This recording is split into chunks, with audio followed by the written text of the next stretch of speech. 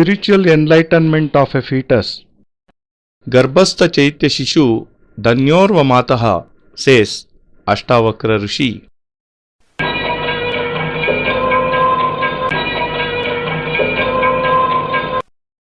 The child whose mother receives Chaitanya Diksha during pregnancy grows up to become a unique and genius scholar and attains worldwide fame.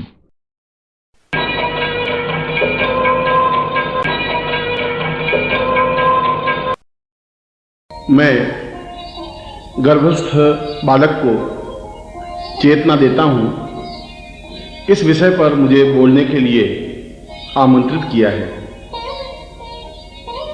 और यह विषय मानव जाति के लिए अत्यधिक महत्वपूर्ण और जरूरी है, अत्यधिक आवश्यक और अनिवार्य है।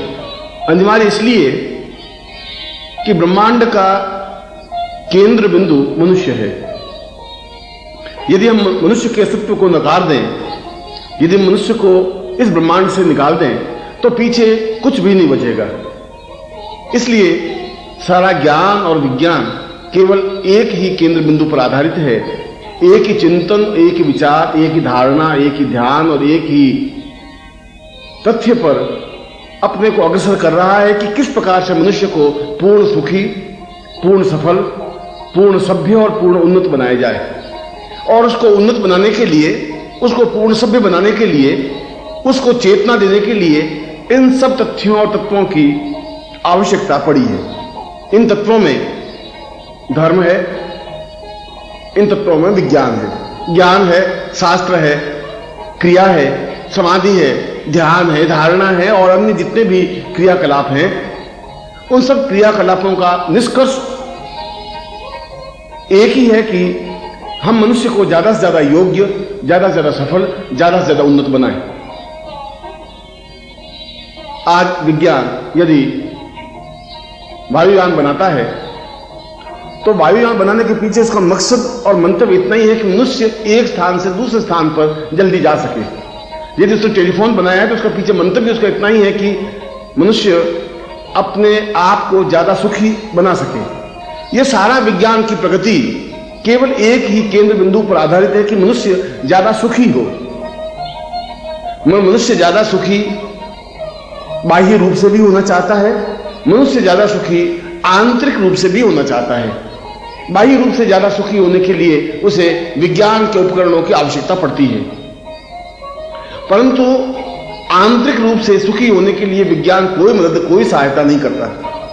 विज्ञान को अगर उन्नति करनी है तो वह केवल उसके बाह्य रूप को सुखी और सफल बना सकता है। एक स्थान से दूसरे स्थान पर जाने के लिए, बातचीत करने के लिए, सुखी और सफलता देने के लिए विज्ञान आवश्यक है, मगर वह उसका बाहरी क्रियाकलाप है, वह उसका बाहरी चिंतन है, वह उसको बाहर से सुखी और संतुष्ट और सफलता दे सकता है। मगर ये जरूरी नहीं है कि ये सब सुख और साधन होते हुए भी मनुष्य पूर्ण आनंद अनुभव कर सके। ये अनिवार्य नहीं है, ये आवश्यक नहीं है, क्योंकि मनुष्य सुख और आनंद अनुभव तभी कर सकता है जब वो आंतरिक रूप से भी सुखी और सफल हो। और आंतरिक रूप से सुखी होने के लिए यह आवश्यक है कि वह धर्म का आश्रय ले, यह आवश्यक है कि वह शास्त्र का आश्रय ले, यह आवश्यक है कि वह उन चिंतन, उन धारणाओं को आए जो हमारे पूर्वजों ने, हमारे ऋषियों ने हमें प्रदान की है।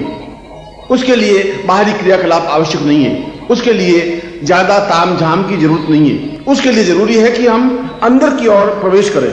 उसके लिए जरूरी है कि हम अंदर अपने जितनी द्वार हैं, अंदर जितने भी चक्र हैं, उन चक्रों को हम भेदन कर सकें। चाहे वह मणिपुर चक्र हो, चाहे अनाहत चक्र हो, चाहे आज्ञा चक्र हो, चाहे सहस्रार चक्र हो। जब तक हम आंतरिक रूप से समाधि के माध्यम से अंदर नहीं पहुंच सकेंगे और अंदर जाकर के उस समस्त देहों को पार नहीं कर सकेंगे, तब तक हम जीवन में आनंद की अनुभूति नहीं कर सकते। और यदि मनुष्य के जीवन में आनंद नहीं है तो मनुष्य सुखी भी नहीं है। पलंग पर लेटे लेटा भी करवटें बदलता रहता है, चारों तरफ सुख सुविधाएं होते हुए भी बेचैन और परेशान बना रहता है, क्योंकि उसका मूल उद्देश्य, मूल धर्म, मूल चिंतन, मूल विचार इतना ही है कि वह सभी दृष्टियों से सफल हो, मगर सुखी हो, संतुष्ट हो।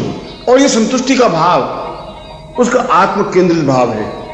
क्योंकि मनुष्य के बाहरी शरीर के अंदर और भी 6 शरीर हैं। इस प्रकार से इन 7 शरीरों का भेदन करने की क्रिया जीवन की एक अनुभूत क्रिया है। वह चाहे भूलोक हो, भूलोक हो, स्व, मह, जन, तप और सत्यम, ये समस्त लोग शरीर के अंदर के लोग हैं, शरीर के अंदर के द्वार हैं। इन एक द्वार से दूसरे द्वार, दूसरे से तीसरे, चौथे, पांचवें, छठे और 7वें द्वार पर पहुंचने की क्रिया को अध्यात्म कहते हैं। यह विज्ञान हमें नहीं बता सकता। विज्ञान के ग्रंथों में इसका कोई उत्तर नहीं है। विज्ञान के पास इसका हल नहीं है। विज्ञान मनुष्य को संतुष्टि नहीं प्रदान कर सकता। विज्ञान मनुष्य को भूख नहीं दे सकता। विज्ञान मनुष्य को उन्नति नहीं दे सकता। विज्ञान मनुष्य को संतुष्टि नहीं दे सकता और विज्ञान मनुष्य को आत्म तृप्ति भी नहीं दे सकता। विज्ञान की लिमिट है, एक सीमा है। वह बाहरी जीवन के चिंतन को तो दे सकता है, आंतरिक जीवन के आनंद को वह प्रदान नहीं कर सकता। और आंतरिक जीवन के आनंद को प्रदान करने की क्रिया को ध्यान कहते हैं, साधना कहते हैं, समाधि कहते हैं। इस ध्यान, इस समाधि और इस साधना को जीवन का आवश्यक तत्व और अनिवार्य तत्व माना गया है।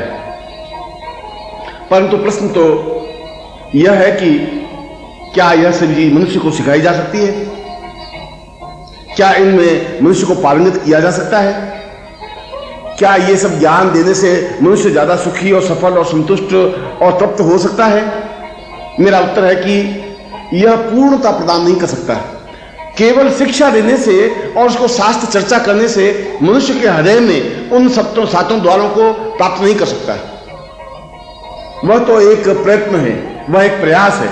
उस प्रयास में वह ध्यान के माध्यम से, समाधि के माध्यम से अंदर उतरने की क्रिया करता है और वह बाहरी शरीर से अंदर, इस भूलोक से अंदर भूलोक तक पहुंचता है, स्वलोक तक भी पहुंचता है। गायत्री के मूल बिंदु को, मूल बीज को, जहां भूर्भुवः स्वः कहा गया है, वह मूल बिंदु, वह मूल बीज केवल 7 द्वारों को स्पष्ट करने की क्रिया है।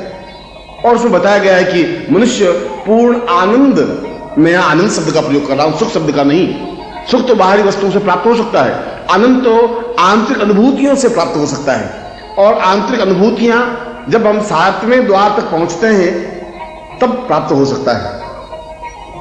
क्या मनुष्य इस ध्यान के माध्यम से, धारणा के माध्यम से, समाधि के माध्यम से उस 7वें द्वार तक पहुंच सकता है जहां आनंद का सरोवर है, जहां पूर्णता है, जहां तृप्ति है, जहां निश्चिंतता है?